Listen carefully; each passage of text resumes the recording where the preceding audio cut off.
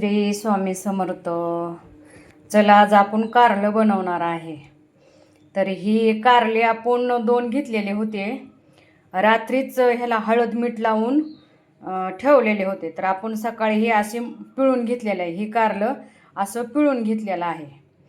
तर आपण हे जे सारण काय काय घेतले हो का, इथं कोथिंबीर, लसूण, अद्रक आणि हळद हे आपण ह्याचे कांडून घेतलेलं आहे.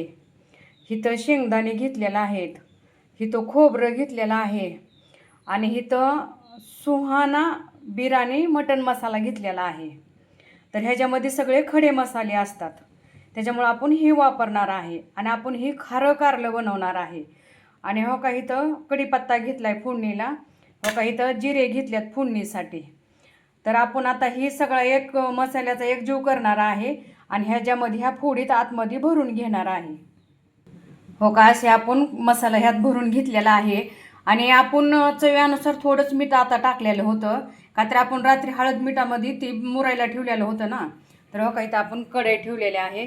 2 चमचे तेल गरम करायला ठेवलेलं आहे. जरा कारल्याला थोडं तेल जास्तच टाका, का तर ती तेलात कारलं बनवायचं आहे ना.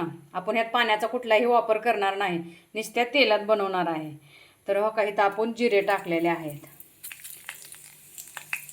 हो का, असे आपण जिरे टाकून घेऊया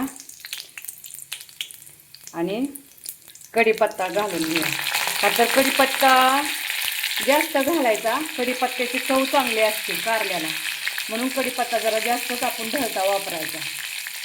बघा, इथं कढीपत्ता घातलेला आहे. आता आपण हे हलवून घेऊया असं, म्हणजे ते चांगल्या तळल्या जाते. बघा, असा आपला मसाला चांगला तळलेला आहे ती. तर आता आपण ही कारले घालून घेऊया एक असे. आता असे कारले ह्याच्यामध्ये घालून घेऊया. का तर कारलं खाल्ल्याला चांगलं असतं आणि शुगरच्या माणसानं तर नेहमी कारलं खावावं.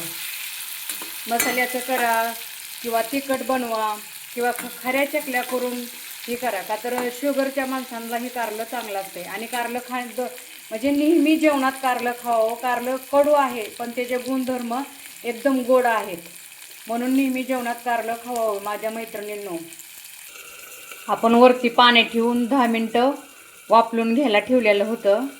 तरी वर ताटात पाणी गरम ठेवलं ना, जरा खाली ती वाफीनं कारले ही होतात, म्हणून आपण हे ठेवलेलं होतं. तर आता आपण ताट उचलून घेऊया, बघूया आपलं कारलं कसं झालं. हो का, बघा आपलं कारलं कसं झालं. हो का, आता सुगंध वास यायला लागलाय बघा. हो का, आपलं कारलं आता हो का, बघा आपलं कारलं असं तळायला लागलेलं आहे. आपण जरा वरून थोडी कोथिंबीर चवीनुसार घालून घेऊया अशी. हो का, एकजीव करूया. आता आपल्याला हे तेलात तर नुसते फ्राय केलेले आपण कारले. आपण काय पाण्याचा वापर केलेला नाही, काय नाही. ह्याचा आपण तेलात नुसते तळून घेतलेले कारले आहेत. तर ही पित्ताला पण कारलं पौष्टिक आहे. प्रत्येक गोष्टीसाठी कारलं खाल्लेले चांगले असते, म्हणून आपण नेहमी जेवणात कारल्याचा वापर करतो. काही पण कुठल्या पण पदार्थ कारल्याचा बनवतो आपण वेगळा वेगळा. तर तुम्ही पण असे कारले बनवून घरामध्ये, माझ्या मैत्रिणीनं घरात असं कारलं बनवून खा जावा. कुठलेही तुम्ही तळून खावा किंवा असं मसाला कारलं करा, तिखट करा, कसं पण कारल्याची भाजी करून नेहमी खा जावा. त्याचे भरपूर फायदे आहेत. जर तुम्हाला माझी व्हिडिओ आवडली तर तुम्ही मला कमेंट करा, फॉलो करा.